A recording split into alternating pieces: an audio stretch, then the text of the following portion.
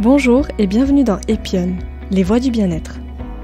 Je m'appelle Amira Garbi et dans ce podcast, je vous fais découvrir des clés et outils pour cheminer vers votre bien-être personnel de manière globale et harmonieuse.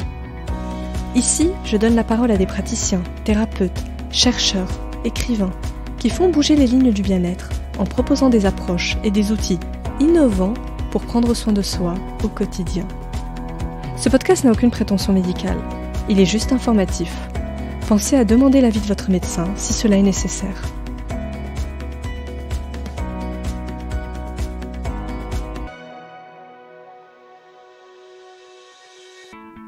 Dans cet épisode, je reçois David Perroux, chef d'entreprise, écrivain, conférencier, mais surtout passionné de sciences noétiques.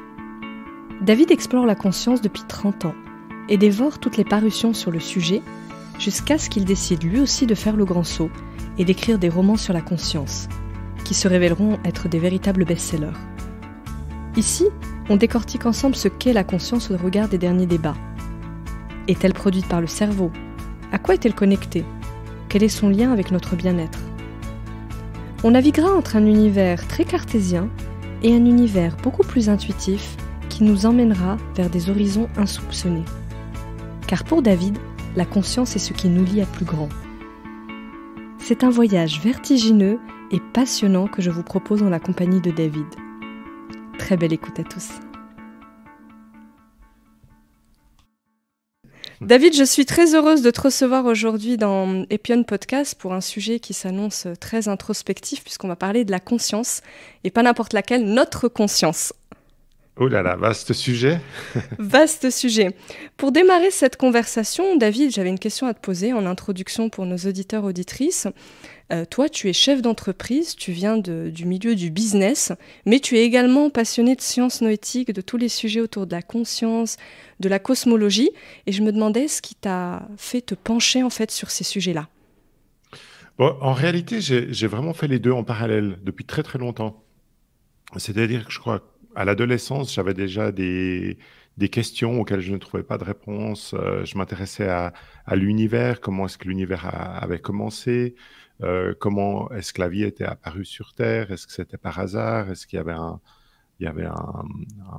dessin ou un plan, et si oui, quel était ce plan et quel était l'architecte, enfin, toutes ces questions existentielles, je me les suis posées assez tôt dans la vie.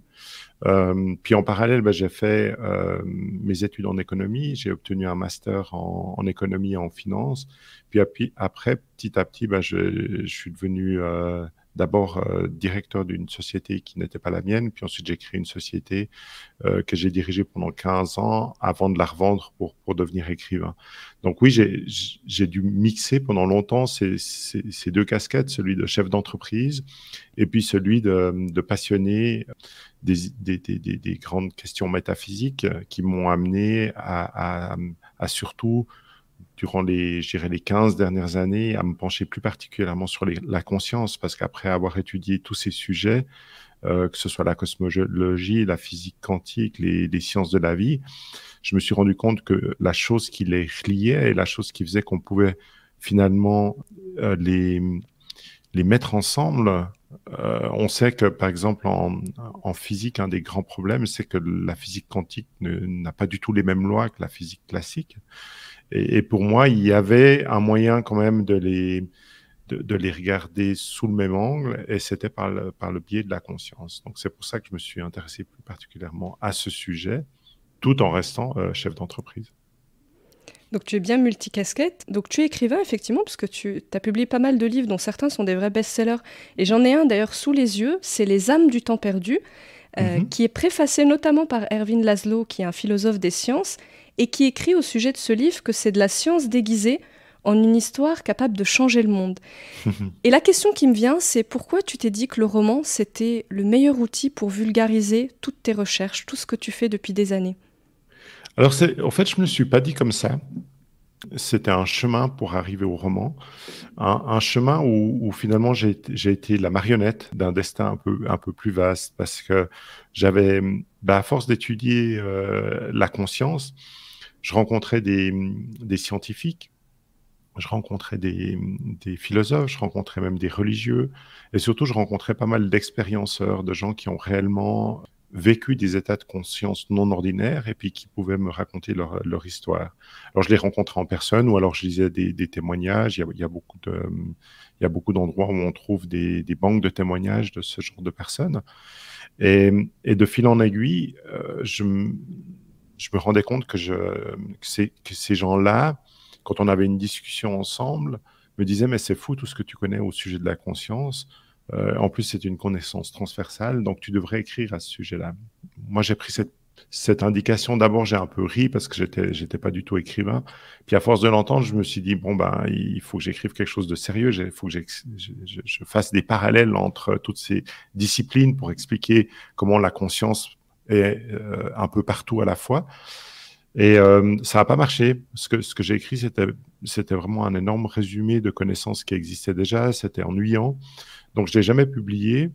Et j'ai même laissé le projet de côté pendant plusieurs années. Et puis, c'est lors d'une retraite spirituelle d'Eckhart Tolle que j'ai eu l'intuition, vraiment une forte intuition, que je devais reprendre ce projet d'écriture, mais sous forme ludique. Et du coup, c'est l'idée des romans qui m'est venue.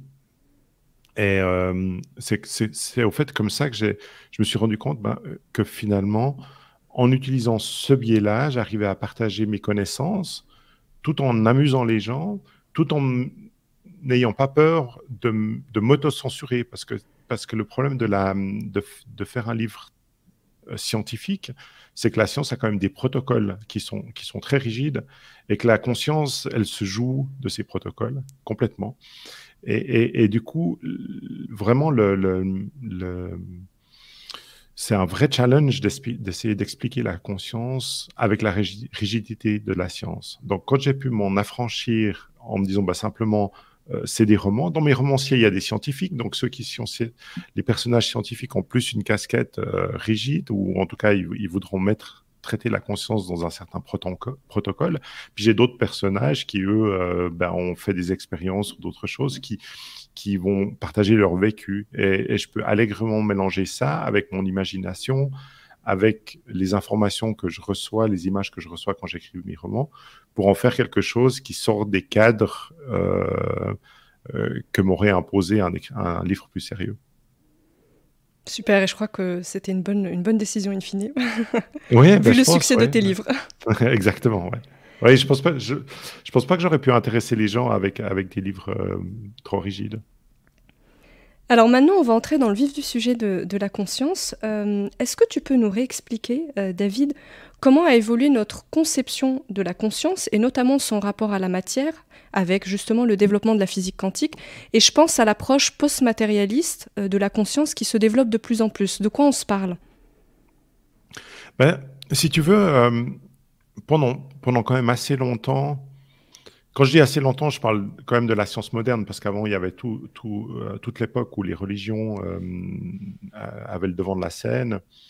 Et là, finalement, on parlait de croyance et on croyait plutôt à une conscience très élargie ou à une âme.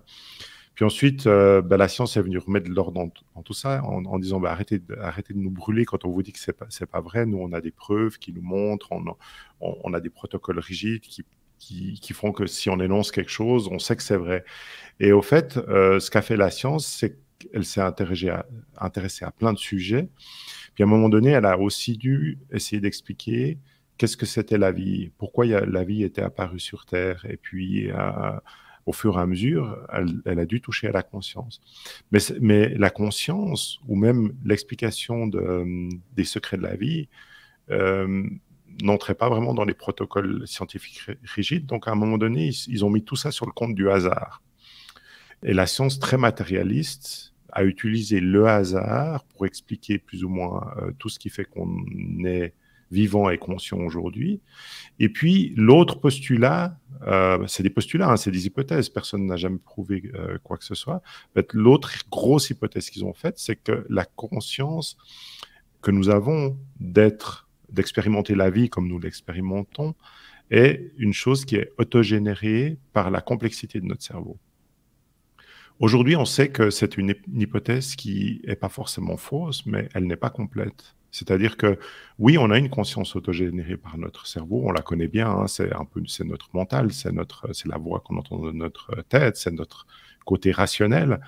Mais la science, notamment la science post-matérialiste dont tu viens de parler, elle se satisfait pas de cette hypothèse parce qu'elle prend pas en compte tous les phénomènes de conscience qu'on connaît. Et ça, c'est très mauvais pour une hypothèse de finalement devoir rejeter des expériences en disant bah, ces expériences sont fausses, alors qu'il y a des milliers de gens qui les vivent.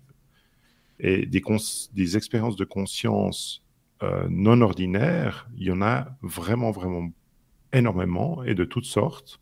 Les plus connus, c'est les fameuses EMI, expériences de mort imminente, où l'expérienceur meurt, même si c'est pour quelques secondes ou quelques heures, ou quelques jours dans les cas les plus extrêmes, vit une expérience totalement extraordinaire, et puis ensuite revient à la vie pour en parler.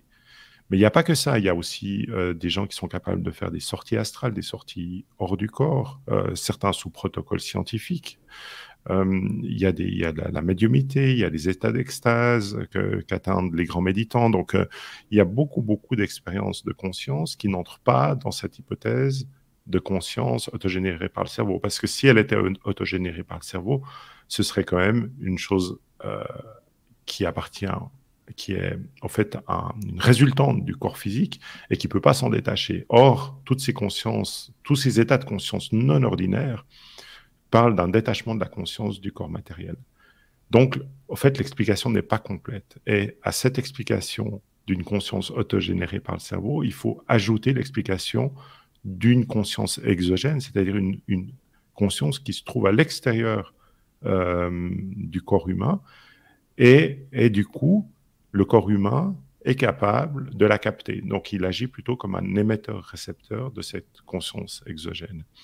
Et je crois que pour bien expliquer la conscience, il faut comprendre qu'on est les deux à la fois. C'est-à-dire qu'on a cette conscience autogénérée, cette voix dans notre tête, notre mental, mais on a aussi, de manière beaucoup plus discrète, cette connexion à la conscience exogène qui n'est pas une chose qui nous appartient. Enfin, c'est pas une propriété ou une résultante de notre corps physique. Est-ce que c'est la distinction d'ailleurs que tu opères entre petite conscience et grande conscience ? Oui, alors on peut utiliser petite conscience et grande conscience.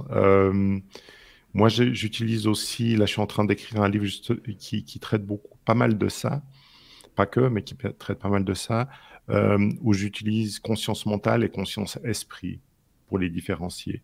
C'est un peu difficile avec la conscience parce que c'est une terminologie, on a conscience, on a esprit, on a âme, c'est des terminologies qui peuvent être quand même interchangées des fois. Donc, il faut bien préciser de quoi on parle. Donc, moi, j'aime bien, pour être précis, quand je parle du mental, je parle de la conscience mentale. Puis quand je parle de la conscience plus large, la grande conscience, justement, je parle de conscience-esprit.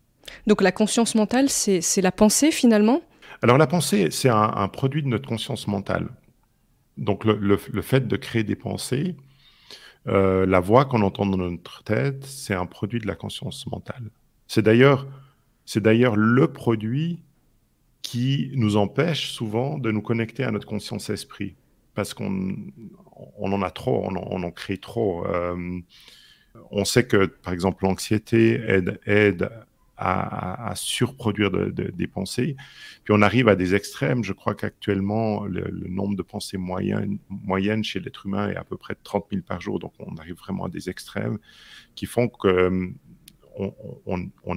est accaparé par notre conscience mentale. C'est très clair. Donc effectivement, du coup, si je résume un peu ce que tu nous dis, c'est qu'on n'est pas qu'une conscience mentale, on a aussi une conscience qui préexiste à notre corps, mais notre corps, c'est finalement le levier par lequel on la reçoit. Et du coup, si on parle de sa composition, la conscience, c'est quoi ? Parce que tu dis, effectivement, de plus en plus, on se dit que c'est pas produit par le cerveau, donc ça serait pas une onde, c'est quoi ? C'est une énergie ? Si on pouvait un peu toucher du doigt sa nature. Alors, il y a personne qui a réussi à en définir la nature, parce que c'est justement quelque chose qui n'a pas été mesuré. On n'a pas les outils actuels pour la mesurer. S'il fallait faire une hypothèse, l'hypothèse la plus probable, c'est que ce soit quand même de l'énergie ou une onde sous forme quantique. Mais encore, ça reste une hypothèse. Mais il y a beaucoup de chercheurs qui vont dans ce sens-là, en ayant trouvé déjà dans notre corps quels sont les endroits où on pourrait recevoir et émettre, et aussi évidemment interpréter de l'information d'ordre quantique. D'abord, on pensait que c'était impossible parce que notre corps n'agit pas au niveau quantique. Notre corps est vraiment typiquement régi par les lois de la physique classique. Mais finalement, quand on va chercher vraiment à l'intérieur des neurones, des synapses, etc., on se rend compte qu'on peut descendre au niveau quantique et qu'il y a justement des éléments de notre corps entre les synapses qui opèrent dans cet ordre-là et qui sont justement là où on a toutes nos connexions nerveuses qui nous permettraient justement d'acheminer cette information, de la transformer et puis de l'acheminer ensuite vers les autres parties de notre corps dans le cerveau. En introduction, tu as cité quelques exemples, enfin, ce qui pourrait être des preuves en fait, de cette conscience un peu exogène. Tu parlais des expériences de mort imminente, des sorties de corps, enfin voilà, tu as cité un certain nombre d'exemples. Les expériences de mort imminente, typiquement, il y en a quand même des millions. Je crois qu'en 2015, on était à presque 30 millions. Donc ça en fait quand même une population qu'on arrive statistiquement de mieux en mieux à analyser, à approfondir. D'ailleurs, il y a plein d'études sur le sujet. Moi, j'avais lu récemment justement celle du cardiologue Van Lomen, que tu connais sûrement, qui a étudié, je crois, 400 personnes. Qu'est-ce qui fait qu'on doute encore de la nature de cette conscience alors qu'on arrive de mieux en mieux à l'observer, en tout cas à observer les conséquences et les expériences? Comme partout hein, en science, il y a des mouvements, il y a des gens qui sont d'accord sur certaines choses, d'autres pas. Et puis, je crois que pendant longtemps, on n'a pas validé ces expériences de mort imminente. Donc, le médecin qui entendait ça, il disait, ouais, bon, voilà, le patient me dit n'importe quoi, ou il a halluciné. Maintenant, avec le nombre qu'il y a, je crois qu'il n'y a personne qui peut se prétendre scientifique et dire qu'elle n'existe pas. Donc, on a validé, je crois qu'il y a un consensus au niveau scientifique, comme quoi les expériences de mort imminente étaient une réalité. Maintenant, là, parce que voilà, il y a des fois, c'est comme Obélix avec son village, il y a toujours des gens qui résistent, et il y en a beaucoup dans ces domaines-là. Ils sont allés chercher ailleurs, ils essaient de comprendre finalement comment ça se fait qu'il y ait 30 millions de personnes qui fassent des expériences de mort imminente, et puis ils tentent de l'expliquer avec des raisonnements qui, pour moi, sont tirés par les cheveux, parce que ça ne fait pas de sens. Ils parlent d'hallucination, de champ du signe du cerveau. Pourtant, les gens font la même hallucination. Pourtant, on a quand même des cas, notamment le cas d'Alex Eben, qui était un neurochirurgien qui a fait une EMI qui a duré plusieurs jours, où scan de son cerveau à la pluie, on peut voir qu'il n'y avait aucune activité, vraiment il n'y avait pas d'énergie, alors que pour faire une hallucination, il faut quand même de l'énergie. Mais bref, il y a toujours... et moi, j'aime bien lire les avis, les livres, il y a même des gens qui écrivent des livres là-dessus, de ces contradicteurs, pour voir s'il y a vraiment une substance, quelque chose qu'on aurait oublié. Pour l'instant, je n'ai pas trouvé. C'est-à-dire que les arguments qu'ils avancent me semblent vraiment, vraiment, vraiment tirés par les cheveux. Et puis, en science, il y a un principe qui s'appelle le rasoir d'Occam, qui dit que à défaut d'une preuve définitive, parce que ça c'est vrai, on n'a pas de preuve définitive de l'état exogène de la conscience, on n'a pas de preuve définitive qu'elle n'existe pas. Donc ceux qui émettent l'hypothèse que la conscience ne provient que du cerveau le font sans preuve. Mais par contre, on a un faisceau d'indices qui est quand même ce que j'expliquais avant, toutes ces expériences de conscience modifiée, qui démontrent quand même que l'hypothèse d'une conscience exogène est beaucoup, beaucoup, beaucoup plus probable que le contraire. Et dès lors, justement, la science a un mot pour ça, ce fameux rasoir d'Occam, qui dit que quand on a deux hypothèses, celle qui explique le mieux tous les phénomènes observables de manière rationnelle doit être préférée. Je trouve que même avec une approche scientifique rigoureuse, en appliquant ces principes-là, je pense qu'au jour d'aujourd'hui, faire l'hypothèse que la conscience est duelle, comme je l'expliquais avant, c'est l'hypothèse la plus réaliste compte tenu de tous les éléments observables. Alors, on va peut-être découvrir quelque chose de nouveau à un moment donné, qui est pour affiner encore ce genre d'informations. Mais aujourd'hui, et moi je fais vraiment une veille de tout ce qui se passe sur le sujet de la conscience, aujourd'hui je ne vois pas, j'entends des neuroscientifiques qui ont des explications, qui pensent que il se pourrait qu'il y ait un truc dans le cerveau mais moi il n'y a rien qui m'a jamais convaincu. Ça me semble plutôt une explication pour rester suspendu à une corde qui me semble bien fragile. Donc c'est ça en fait, tant qu'on n'a pas démontré que c'était faux, en fait c'est pas faux, donc ça reste une possibilité finalement. Dès le moment où on trouve une preuve absolument irréfutable de l'une ou l'autre de ces hypothèses, alors moi, comme je l'ai dit, comme il y en a une qui est quand même nettement plus probable que l'autre, j'imagine que ce sera une preuve qui prouvera de manière irréfutable que la conscience est exogène. À ce moment-là, on n'aura plus deux courants, c'est plus possible. C'est comme les gens qui affirmaient que la Terre était plate. À un moment donné, quand on a eu la preuve irréfutable qu'elle était ronde, je ne pense pas qu'il y ait beaucoup de scientifiques dignes de ce nom qui affirment encore le contraire. Alors, il y a toute une catégorie du Luberlu qui font des clubs et qui affirment que la Terre est ronde. Bon, c'est peut-être une distraction pour eux. Qu'elle est plate, du coup. Pardon, qu'elle est plate, ouais. Excusez-moi, parce que qu'elle est ronde, c'est plutôt la majorité. Ouais, c'est ça. Mais c'est vrai qu'il y a des sites web où ils s'auto-convainquent que la Terre est plate. Bon, voilà, il y a toujours des gens pour...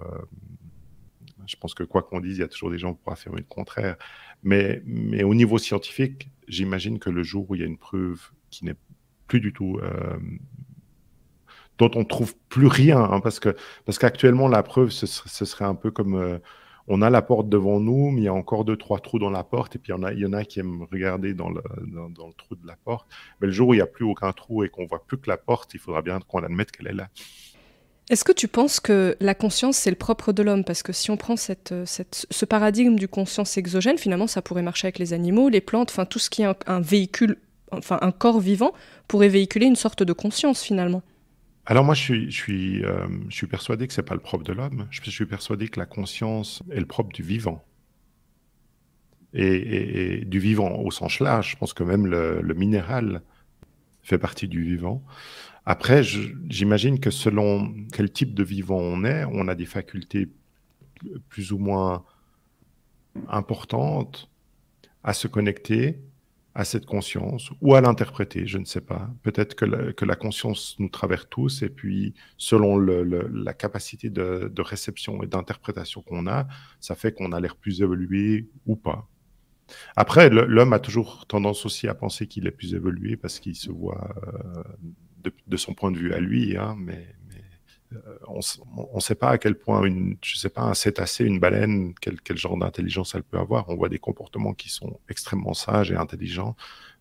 Alors voilà, mais toujours est-il qu'une chose dont je suis assez sûr, c'est que je ne pense pas que la conscience soit réservée à l'humain. Donc il faut sortir de l'ego, en fait, dans la manière dont on regarde aussi le vivant. Oui, tout à fait, ouais. Et est-ce que tu penses que la conscience est consciente d'elle-même? Et c'est pas une question piège? Quel est ton point de vue sur la question? C'est une très bonne question. Je pense que la conscience est intelligente parce que on le voit, elle est structurée. Elle est par exemple, toi, tu reçois les messages de la conscience qui te concernent. Je reçois les miens. Il y en a qui concernent toute l'humanité. Enfin, donc il y a une véritable structure. Il y a une vraie intelligence dans la conscience. Et du coup, je pense que toute chose intelligente est conscience d'elle-même.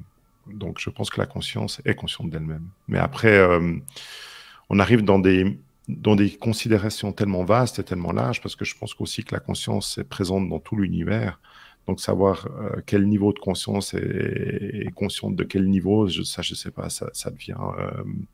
En réalité, quand on étudie la conscience depuis autant de temps que moi, on se retrouve avec beaucoup plus de questions que de réponses.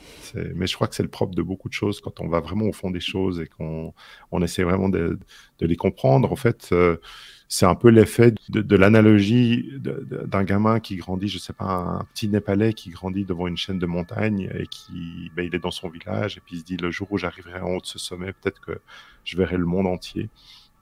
Et puis quand il a enfin l'âge de pouvoir grimper, il grimpe, et puis il arrive en haut de son petit sommet qui était peut-être à, je sais pas, à 4000 mètres, puis il voit devant lui un sommet à 4500 mètres qui gravit pour en voir un plus haut, pour en voir un plus haut. J'ai l'impression que c'est la même chose avec la conscience.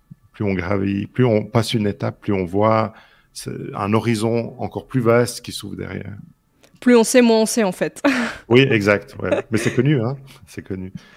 Du coup, cette conscience exogène, si on avance un petit peu dans l'échange, elle est en dehors du corps, mais donc ça veut dire qu'elle est en dehors du temps? Est-ce qu'elle est omnisciente? Enfin, du coup, qu'est-ce qu'on pourrait se dire de sa nature aussi?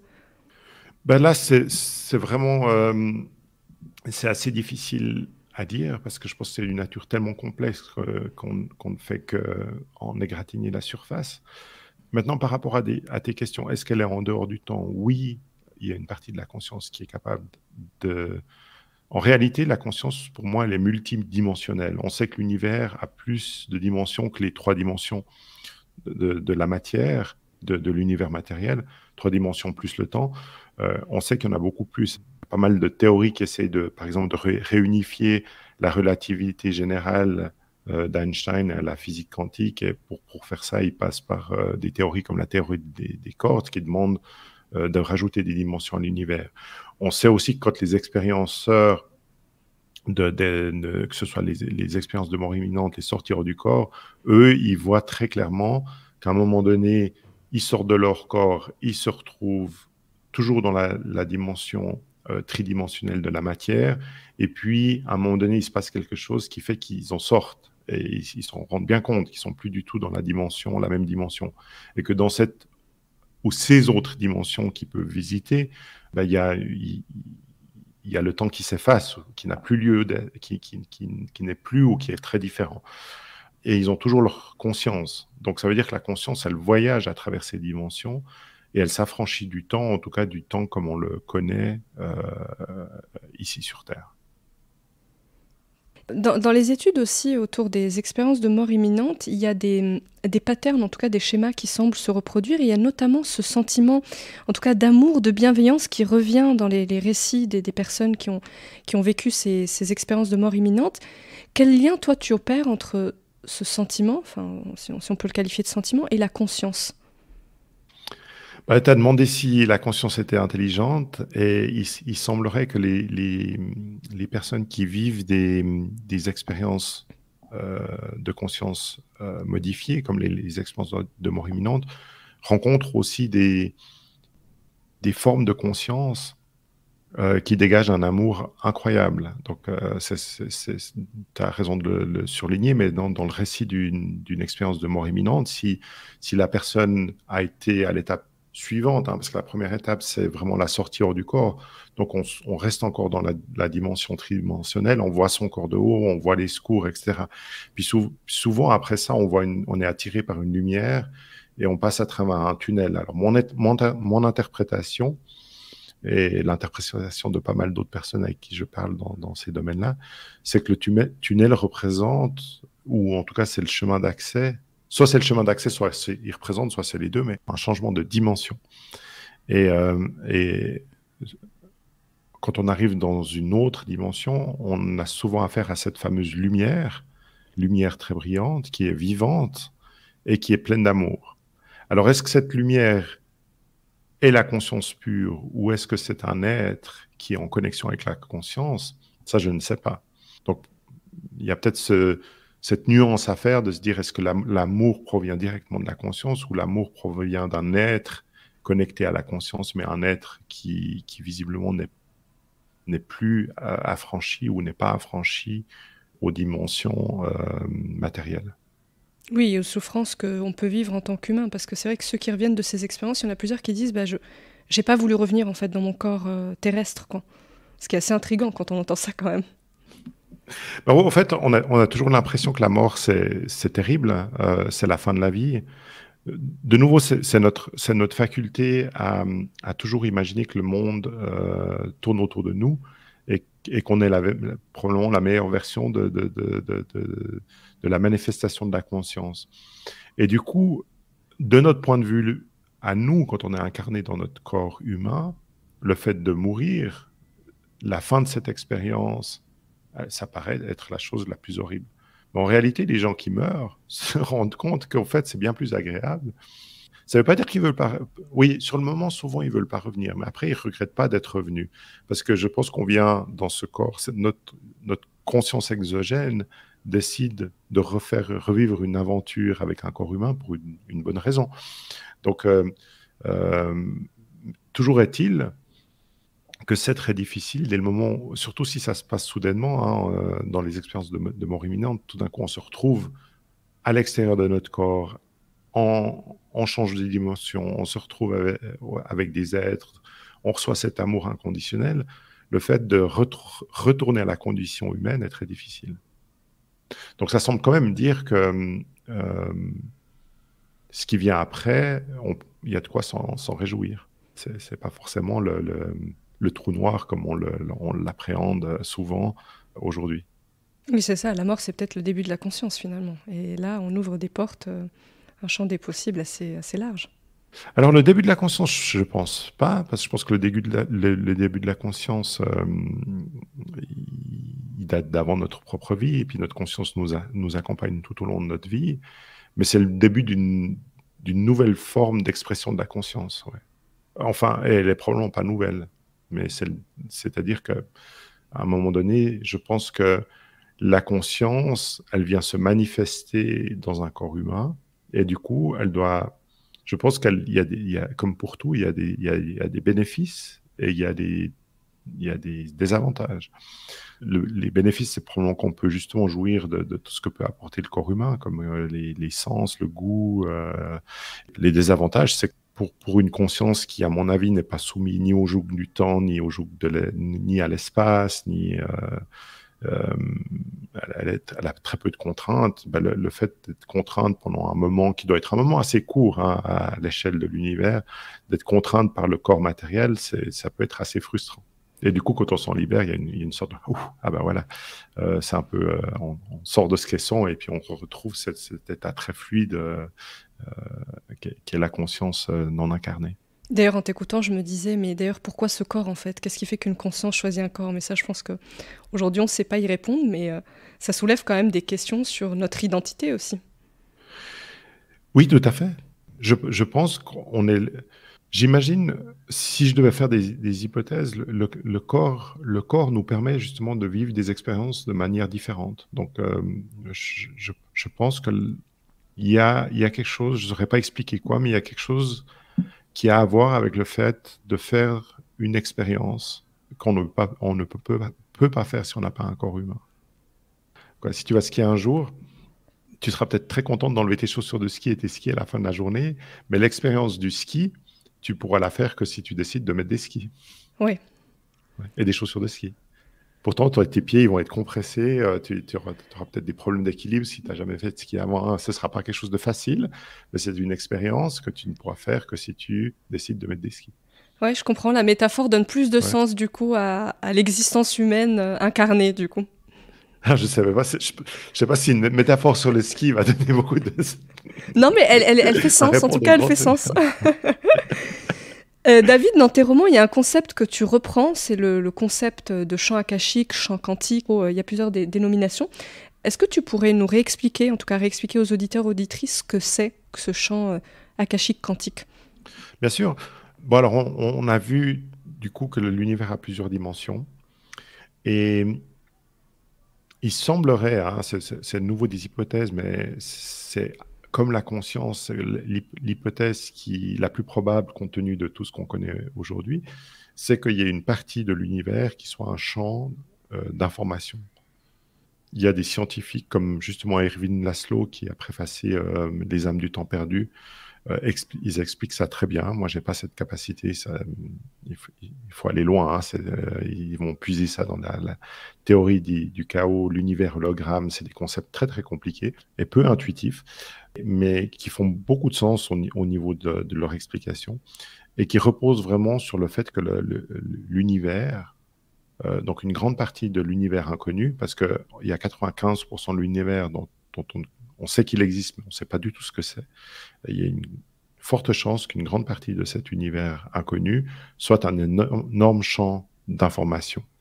Un peu à l'image d'Internet sur Terre, en fait. Nous, les humains, on a réussi à créer un champ d'information où toute l'information de l'humanité est partagée ou est en passe d'être partagée. Il y a encore des choses qui sont à l'extérieur de cela, mais de plus en plus, on met plus ou moins tout ce qu'on a sur Internet. Donc, on partage cette information avec des droits d'accès, avec tout le monde n'a pas le droit à tout, etc. Mais je pense que de nouveau, avec notre façon assez égocentrique de se voir, on pense qu'on a inventé un truc absolument unique. Et je crois que c'est pas vrai. Et c'est très probable qu'une partie de l'univers soit déjà organisée comme ça, qu'il y ait ce fameux champ d'information. Et ce champ d'information est quelque chose qui est accessible pour nous. Donc, quand on a des intuitions, quand on a des idées géniales, quand on a des prémonitions, etc., c'est très probable que ce soit par le biais de notre conscience exogène, qui, elle, est, à mon avis, pas limitée par la dimension matérielle de l'univers. Donc, elle a accès permanent à ce champ d'information et elle peut nous aider à aller récolter de l'information qui peut nous être utile dans ce fameux champ d'information universelle qu'on pourrait appeler le web de l'univers. Oui, le cloud de l'univers, en fait. Ou le cloud de l'univers, tout à fait. Ouais. Donc, c'est vraiment la mémoire de l'univers, la mémoire de tout ce qui existe serait dans ce fameux champ quantique et on y accéderait, on arriverait à se connecter à cette source d'information à certains moments et dans certaines conditions, du coup. Alors moi, je pense qu'on est connecté en permanence. Autrement, on ne pourrait pas vivre. Je pense qu'en permanence, on a besoin d'avoir de l'information de ce fameux champ d'information. Il y a des études, moi j'aime bien le biophysicien Robert Sheldrake qui appelle ça le champ morphogénétique, qui explique au fait il explique ça avec des animaux, il ne l'a pas fait sur l'homme, mais il a fait beaucoup d'expériences qui sont très très pertinentes avec des animaux et qui montrent que l'animal a toujours besoin de se connecter au champ d'information de son espèce pour pouvoir vivre, ne serait-ce pour que l'embryon crée l'animal, c'est-à-dire que quand il y a le spermatozoïde qui rencontre l'ovule, pour ensuite, et qu'il y a cette explosion cellulaire qui commence, il faut que chaque cellule sache où aller, et pour ça, il faut un plan, et ce plan, Robert Sheldrake, lui estime que ce plan se trouve justement dans ce champ morphogénétique. Et donc, si c'est le cas, il démontre que les animaux sont en communication permanente. Alors nous, il y a de fortes probabilités qu'on fonctionne exactement sur le même schéma et que du coup, on soit en communication permanente. Il y a probablement des milliards d'informations qui s'échangent entre nous, notre corps, et ce champ d'informations à chaque seconde. Et donc ça voudrait dire que si on arrivait à accéder, en tout cas comme on le voudrait, à ce champ d'information, ça répondrait quand même peut-être à pas mal de questions de cosmogonie sur la naissance de l'univers notamment, parce qu'on se parle de mémoire en fait. Donc toutes ces questions auxquelles on n'arrive pas à répondre aujourd'hui, potentiellement, si demain on arrive à accéder à ce champ quantique, on pourrait y répondre. Oui, bien sûr. Je pense qu'il y a tout dans ce champ d'information. Et il se pourrait, alors mais ça c'est une hypothèse que je ne peux pas étayer du tout, mais il se pourrait aussi que ce champ d'information existait avant l'univers, parce qu'un univers ne peut pas se créer sans information. Rien ne se crée sans information. Ça donne le vertige, dit comme ça, parce qu'on se dit... ça donne le vertige, ouais. Maintenant, si on parle du lien entre la conscience et le bien-être, quel lien, toi, tu établis? Parce que on dit souvent qu'il faut se libérer de l'ego et des pensées pour toucher du doigt ce que c'est que la conscience, et quand on touche du doigt ce qu'est la conscience, donc peut-être cette conscience exogène, on arrive dans un état de bien-être, de béatitude profond. Donc quel lien, toi, tu établis entre les deux? Alors moi, le lien que j'établis, ça va être le thème de mon prochain livre qui sort en janvier. Tu es venu écouter la conférence à Paris. Ce livre s'appelle « Devenez génial » avec le sous-titre « À l'heure où les machines deviennent intelligentes ». Et c'est un livre où j'explique que finalement, on commence tous maintenant à avoir peur de l'intelligence artificielle parce que justement, l'intelligence artificielle est sur la voie, le chemin est encore long, mais elle est sur la voie de commencer à comprendre comment fonctionne notre cerveau et du coup de réussir à répliquer notre conscience mentale. Mais on l'a bien vu jusqu'à présent avec toutes les explications qui ont été données depuis le début de ce podcast, qu'on est beaucoup plus que cette conscience mentale et que du coup, si on se connecte à notre conscience exogène, qui elle, on l'a vu, est connectée à ce champ d'information et peut-être encore à d'autres choses, on est des êtres qui n'avons pratiquement aucune contrainte. On a des possibilités pratiquement infinies. Et comme tu l'as dit avant, il faut se transcender son ego. Alors moi, j'aime pas trop ce terme parce que l'ego, il faut surtout pas qu'il ait l'impression qu'on veut le bypasser. Parce que sinon, il va se battre encore plus fort et ça va être difficile. Par contre, l'ego ou notre mental a aussi envie qu'on aille bien. Donc, il s'occupe de notre bien-être avec les capacités limitées qu'il a. Il est très pratique, hein, il est très organisationnel, il est très pragmatique. Et du coup, les histoires de bonheur, il y aspire, mais ce n'est pas vraiment son truc. Et à un moment donné, et c'est ce que j'explique dans ce livre, il faut simplement lui faire comprendre que ce n'est pas son rôle. Que lui, il est super pour tout ce qui est pragmatique, pour organiser une journée, pour apprendre quelque chose. Il est parfait, on en a vraiment besoin. Et puis pour le bien-être, peut-être que la seule chose qu'il pourrait faire pour nous aider, c'est de laisser un peu de place à sa conscience, sa consoeur, la conscience exogène. Parce que c'est un peu le problème du mental, c'est qu'il a tendance, avec ses 30 000 pensées par jour, à prendre toute la place. Et du coup, sa consoeur, conscience exogène, est beaucoup plus discrète et elle, on l'entend pas. Et on a appris à vivre comme ça. On a appris à vivre avec cette voix dans notre tête et on réfléchit sans arrêt. Et on essaie de tout analyser, tout faire des plans pour tout. Alors que finalement, pour tomber dans la quiétude, tomber dans le bien-être, il faudrait simplement arriver, à un moment donné, à demander à son mental de faire un peu d'espace. Faire un peu d'espace, ça veut dire peut-être faire quelques brèches dans ses 30 000 pensées par jour. Et c'est ça que j'explique dans ce livre et avec beaucoup de conseils pratiques pour comment faire. Mais si à un moment donné, on arrive à créer des espaces dans ses pensées incessantes, alors on tombe justement plus dans le domaine de la conscience exogène, qui, elle, comme tu l'as si bien décrit, déjà la première chose qu'on ressent, c'est une quiétude incroyable, vraiment de la paix. On a une paix intérieure. Et on n'est plus en train de se préoccuper de ce qu'on va faire demain, de ce qu'on a mal fait hier, etc. On est juste dans le moment présent qui est je le compare souvent à être 3 mètres en dessous de la surface d'un océan agité. C'est-à-dire qu'il n'y a plus rien à 3 mètres, et même la plus grosse vague n'est pas en train de faire des remous à 3 mètres en dessous. On peut lever les yeux et puis voir que ça brasse, mais là, c'est super tranquille. Donc ça, c'est un des bénéfices. Puis l'autre bénéfice, quand on est dans ce genre d'état, c'est qu'on est beaucoup plus en connexion avec les informations qui se trouvent dans ce fameux champ quantique. Et ce champ est plein de conscience, évidemment. La conscience est quelque chose d'intelligent. Donc, on peut faire le raccourci puis dire cette information est intelligente et on va recevoir l'information qu'il nous faut pour un problème donné ou pour une situation donnée. Donc, finalement, être à l'écoute de cette fameuse et discrète conscience exogène est aussi une façon de retrouver un côté absolument génial.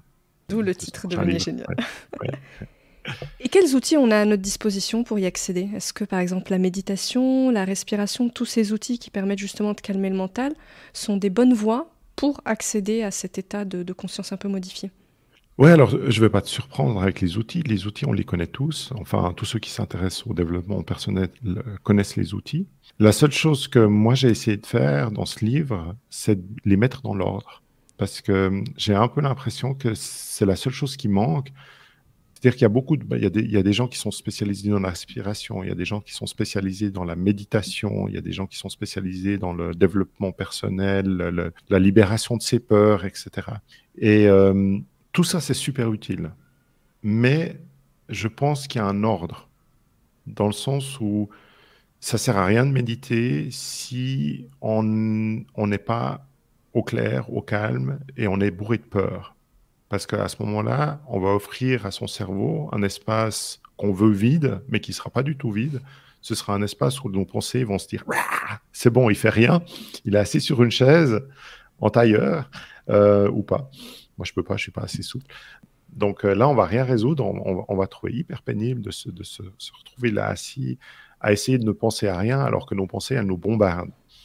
Donc voilà, moi, j'ai pris l'exemple déjà de mon cheminement à moi, et puis aussi de toutes mes connaissances en sciences de la conscience, en sciences noétiques, pour essayer de comprendre dans quel ordre faire les choses, de manière à ce que, à un moment donné, oui, on arrive à avoir des moments d'absence de pensée qui peuvent se produire par la méditation, mais aussi par d'autres choses. La méditation, c'est un outil génial, mais il y a des gens qui n'arrivent pas à le pratiquer, peut-être parce qu'ils manquent d'entraînement ou peut-être parce que ça ne leur convient pas. Donc, il y a d'autres choses. La connexion avec la nature est très forte aussi. Donc, une marche en nature vaut, pour certaines personnes, une méditation, voire leur permet une connexion beaucoup plus facile à leur conscience exogène.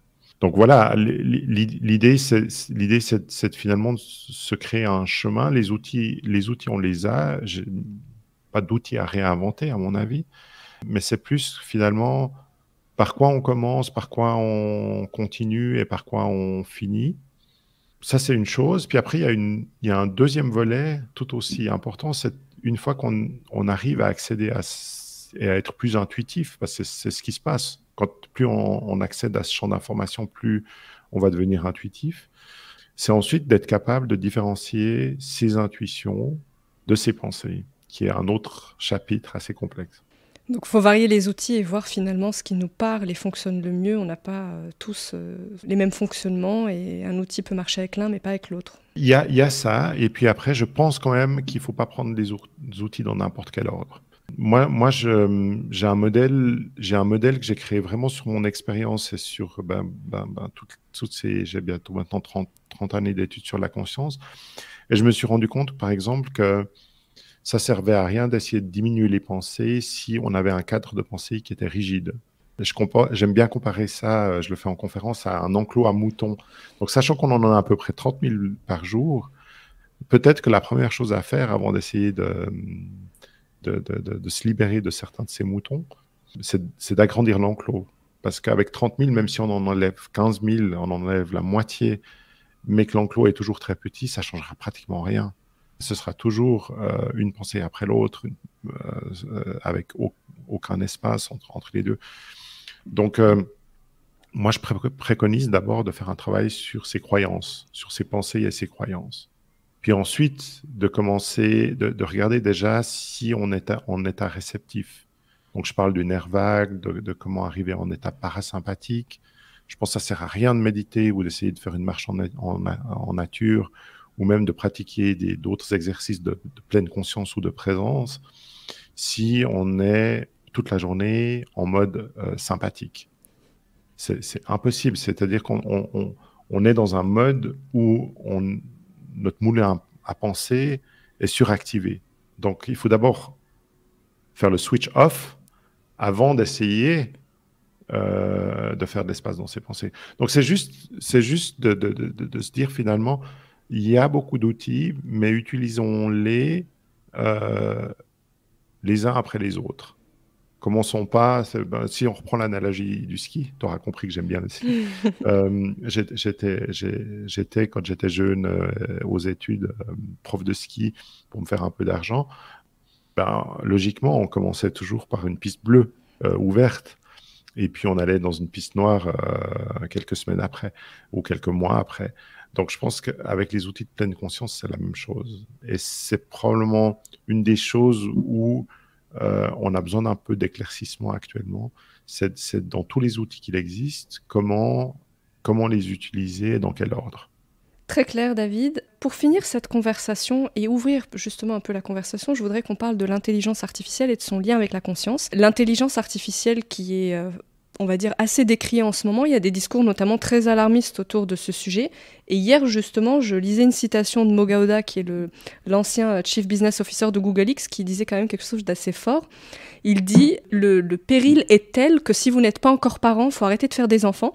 Donc c'est quand même un cri, on va dire un cri du cœur assez fort. Toi, j'ai l'impression que ton discours est plus nuancé. Et dans tes livres, et notamment Le chaman du Pacifique, si j'ai bien compris, ce que tu expliques, c'est que potentiellement, c'est la conscience qui nous sauverait de l'IA. Est-ce que tu pourrais un petit peu développer cette idée ? Oui, c'est marrant que tu cites Mo Gauda. Je le cite aussi en entrée de mes conférences parce qu'il a également prédit que d'ici 20 ans, les IA seraient 1 milliard de fois plus intelligentes que nous. Moi, je pense que la plupart des gens qui sont en lien avec l'intelligence artificielle, Mo Gauda, c'est assez spécial parce qu'il est aussi très branché sur la conscience. Donc, j'ai eu des discussions avec lui, des discussions très intéressantes. Donc, pour moi, il est très bien renseigné. Donc, quand il dit quelque chose, moi, en tout cas, j'essaie de comprendre son raisonnement et je trouve que ses prédictions ont du poids. Mais j'ai quand même une vision un petit peu différente que lui parce que moi, j'ai cette idée de conscience exogène dont on a amplement parlé jusque-là.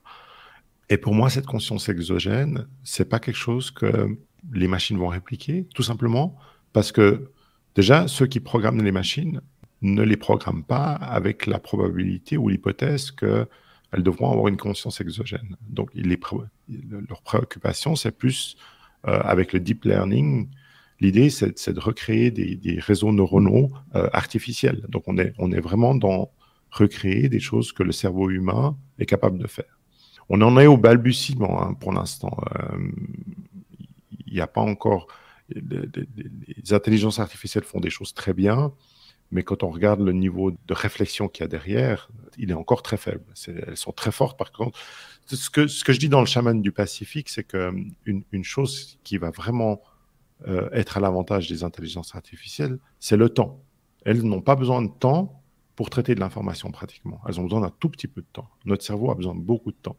Donc, ChatGPT, tu lui demandes un truc, il va avoir accès à une énorme banque d'informations avec les mots-clés que tu lui as donnés. Il va tout lire, il va te faire un assemblage, etc. Et ça va être fait en moins d'1 minute. Toi, si tu devais faire le même boulot que ChatGPT fait, tu en aurais pour 1 mois. Donc, ou 1 semaine, ça dépend si tu t'y mets à plein temps ou pas. Mais... Donc, elles ont un gros avantage au niveau du temps, mais pas tellement au niveau de la réflexion. Mais ça pourrait changer parce qu'on voit que plus elles avancent, plus elles ont tendance à répliquer la façon dont nous, on fonctionne en tant qu'être humain avec nos connexions neuronales. Mais toujours est-il qu'elles vont développer... Alors, admettons, suivons l'hypothèse qu'elles vont développer cette intelligence neuronale, donc cette conscience mentale jusqu'à l'extrême, elles auront une faculté nettement supérieure à la nôtre à ce niveau-là. Mais elles seront toujours sans capacité d'avoir une conscience exogène. Et pour moi, c'est là où l'être humain doit se différencier. Parce que l'être humain, avec sa conscience exogène, il peut être intuitif, il peut être créatif, il peut réellement innover. On me dit des fois, oui, mais la machine innove, par exemple, Midjourney, qui fait de la création graphique, a gagné un concours d'art visuel. Oui, mais qu'est-ce qu'elle a fait ? Elle a assemblé des choses qui existaient déjà. Elle a certainement étudié quels étaient les tableaux de maître qui plaisaient aux humains, et puis elle en a fait un assemblage. Donc cette intelligence-là, l'intelligence d'assembler des choses qui existent déjà, elle existe déjà, elle est déjà plus puissante que la nôtre. Donc il y a une sorte de créativité intellectuelle que les machines ont. Mais la vraie créativité, celle qui fait qu'on invente quelque chose qui n'a jamais existé auparavant sur Terre, ou la vraie intuition qui nous avertit d'un problème futur, ou le gut feeling qui va nous dire cette personne est faite pour nous ou pas, ça, la machine n'aura jamais. Et je pense que le fait d'en avoir peur ou de se dire faisons pas d'enfants actuellement parce que c'est trop dangereux avec les machines, c'est que si on considère que notre évolution doit se faire qu'avec le mental. Et moi, je pense, alors c'est là où moi j'ai un côté beaucoup plus positif parce que je vois les machines comme une opportunité. Je pense qu'on fait fausse route. Pourquoi on aurait une conscience exogène si elle ne servait à rien? Donc, à mon avis, et comme on voit partout dans la nature, l'humain doit être à l'équilibre entre sa conscience mentale et sa conscience exogène, sa conscience à esprit. Actuellement, ce n'est pas le cas. Il y a un déséquilibre. Notre société est déséquilibrée envers le mental. Et pour moi, l'intelligence artificielle, elle va nous donner une opportunité de revenir à la tête d'équilibre parce qu'elle va nous concurrencer. En fait, elle va nous battre à plat de couture. Ce n'est même pas de la concurrence, ce sera de la concurrence déloyale. Elle va nous battre à plat de couture sur le côté mental. Par contre, elle sera incapable de faire quoi que ce soit sur le côté esprit. À nous de ramener le curseur vers le milieu, où on va être capable justement d'être plus connecté à notre conscience esprit. Et puis ensuite, on pourra utiliser notre côté mental, comme je le fais quand j'écris des romans, pour réorganiser cette information, la rendre logique, la rendre pragmatique, utilisable. Et tant qu'on sera capable de faire ça, on n'aura aucun souci. Donc c'est finalement peut-être plus une opportunité de développer son esprit et de reléguer un peu ces tâches mentales et chronophages à l'IA et nous de nous élever quelque part, d'élever notre conscience en fait. Exactement. Moi je pense que c'est vraiment l'opportunité qu'on a actuellement. Voilà, pour moi c'est une des plus belles opportunités du millénaire de finalement faire en sorte que toute l'humanité va avoir intérêt à se rééquilibrer et à être plus en lien avec sa conscience esprit. Je pense que ça fait un très bon mot de la fin, David. Merci beaucoup pour cette conversation très riche et qui donne beaucoup de matière à penser, je trouve, autour de la conscience. Je suis ravi d'avoir pu la partager avec toi. Très bonne journée à toi. Merci, bonne journée, salut. Si vous avez aimé cette conversation, je vous invite à noter le podcast 5 étoiles sur Apple Podcasts ou sur votre plateforme d'écoute préférée. Et à vous abonner pour rester informé des prochains épisodes. Vous pouvez également suivre notre actualité sur le compte Instagram Epion Podcast. Je vous dis à très vite pour de nouveaux échanges inspirants.